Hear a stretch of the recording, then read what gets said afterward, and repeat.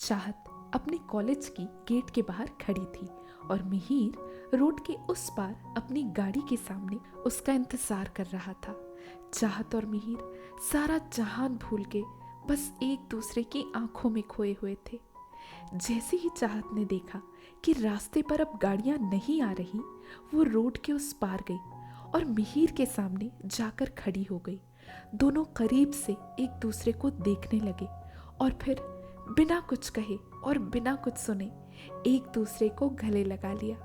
चाहत और मिहिर एक दूसरे की बाहों में खोए हुए थे और उन्हें पता ही नहीं था कि वो दोनों किस जगह पर खड़े हैं। उन दोनों के लिए जैसे वक्त थम सा गया था। आते जाते लोग उन्हें देखने लगे, पर उन दोनों को तो इस बात का इल्म भी नहीं था। चाहत के लिए तो ये एक ऐसा लम्हा था जो उसने अपने ख्वाब में हजारों बार देखा होगा। अचानक से पीछे से गाड़ी के हॉर्न की आवाज आई और तब दोनों एक दूसरे से अलग हुए। मिहिर और चाहत एक दूसरे को देखकर शर्माने लगे। उन्हें लग रहा था कि ये कैसे हो गया, क्योंकि अभी तक ना तो उन दोनों ने एक दूसरे से प्यार का इजहार किया था और ना ही आज से पहले वो दोनों कभी एक दूसरे से ऐसे मिले थे। मिहिर ने चाहत के लिए गाड़ी का दरवाजा खोला और चाहत चुपचाप बिना कुछ बोले गाड़ी में बैठ गई। करीब 10 मिनट तक दोनों में कोई बातें नहीं हुई। मिहिर चाहता था कि वो चाहत के साथ और वक्त बिताए, उसे और जाने पहचाने, उसे क्या पसंद है क्या नहीं, उसे कहाँ कहाँ घूमना पसंद है, क्या खाना पसंद है, और ऐसी कई बातें वो चाहत के बारे में जानना चाहता था। चाहत अब और अपने दिल की बात अपने दिल में रखने की हालत में नहीं थी। उसका दिल उसे चीख चीख कर कह रहा था कि अब उसे अपने दिल की बात मिहिर को बता देनी चाहिए। जो बात उसने सालों से अपने अंदर छुपा के रखी है, अब वो बाहर आ जानी चाहिए। चाहत को अब घुटन सी होने लगी थी। वो चाहती थी कि आज वो किसी भी हालत में मिहिर से वो सब कुछ कह डाले, जिसे कहने के लिए वो आज तक हिम्मत नहीं जुटा पाई। अपना सारा दर्द बयां कर दे, अपने सारे दिल के राज उसे बता दे। चाहत ने अचानक मिहिर की शर्ट पर गौर किया और उसने हवा में फैली इस खामोशी को खत्म करते हुए कहा, मिहिर, तुमने गुलाबी रंग की शर्ट पहनी है। मुझे लगता था कि लड़के ये रंग नहीं पहनते। मिहिर ने बहुत ही प्यार से जवाब दिया, वो क्या है ना, मैंने किसी को कई बार इस रंग के कपड़ों में देखा है और ये रंग उस पर बहुत खिलता भी है, तो मुझे लगा कि शायद ये उसका पसंदीदा रंग होगा, इसलिए मैंने सोचा ये रंग मैं पहन लूं, शायद वो खुश हो जाए। चाहत ने शर्माते हुए मिहिर से नजरें फेर ली और खिड़की के बाहर देखने लगी। फिर मिहिर ने पूछा, क्या मैं तुम्हें कहीं ले जा सकता हूँ? चाहत ने पलटकर पूछा, कहाँ? और चाहत के चेहरे पर वो मुस्कुराहट अब भी बरकरार थी। मिहिर ने पूछा, भरोसा करती हो मुझ पे? चाहत ने हाँ में सिर हिलाया और मिहिर ने कहा, बस है कोई जगह जो मुझे बहुत पसंद है, वहां तुम्हें ले जाना चाहता हूँ। ये कहकर उसने गाड़ी तेज कर ली और दोनों एक सुहाने सफर पर निकल पड़े। चाहत और मिहिर जिस शहर में रहते थे वो बहुत छोटी सी जगह थी। वहाँ बड़े बड़े होटल्स, कैफे वगैरह नहीं हुआ करते थे और अगर कोई लड़का लड़की साथ देखे गए तो बातें हवा की तरह पूरे शहर में फैल जाती थी। मिहिर और चाहत ये होता नहीं देख सकते थे, क्योंकि दोनों जानते थे कि उनके माँ बाप कैसे हैं। चाहत और मिहिर दोनों को अब एक दूसरे की आंखों में प्यार दिखने लग गया था। दोनों पर इश्क का नशा चढ़ चुका था। दोनों एक दूसरे की बातों से, इशारों से और एक दूसरे की आंखों में देखकर समझ गए थे कि वो दोनों एक दूसरे से मोहब्बत करते हैं। पर बात यहाँ खत्म नहीं होती। मिहिर को तो ये मालूम ही नहीं था कि चाहत का प्यार कितना पुराना है, पर आज शायद वो दिन था जब मिहिर को अपनी खुशकिस्मती का एहसास होता और ये पता चलता कि कोई उससे 3 सालों से बेपनाह मोहब्बत करता है।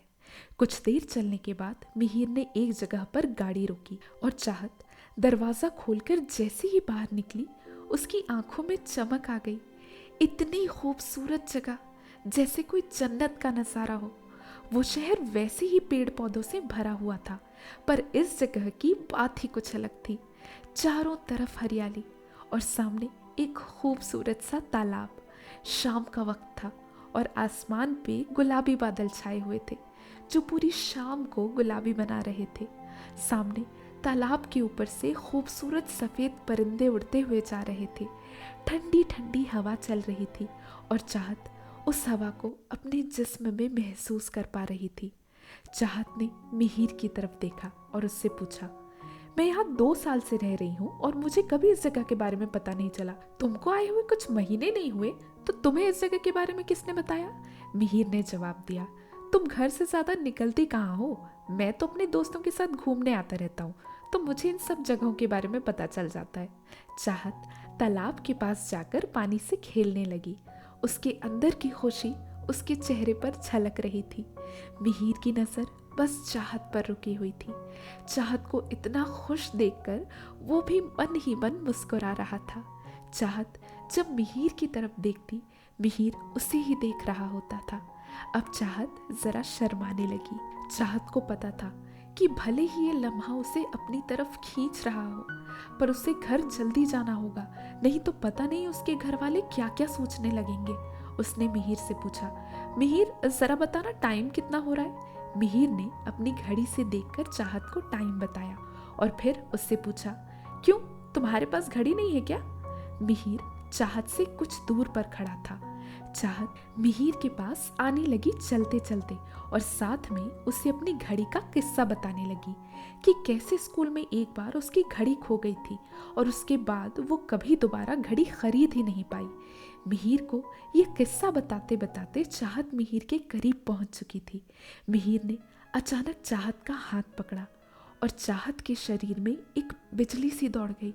मिहिर ने चाहत के हाथों में कुछ रखा और उससे पूछा, कहीं ये तो नहीं? चाहत की नज़र अपने हाथ पर गई और उसने देखा कि उसके हाथ में उसकी वही पुरानी घड़ी थी। चाहत के चेहरे पर उस वक्त जो खुशी थी वो लफ्ज़ों में बयां कर पाना मुश्किल है।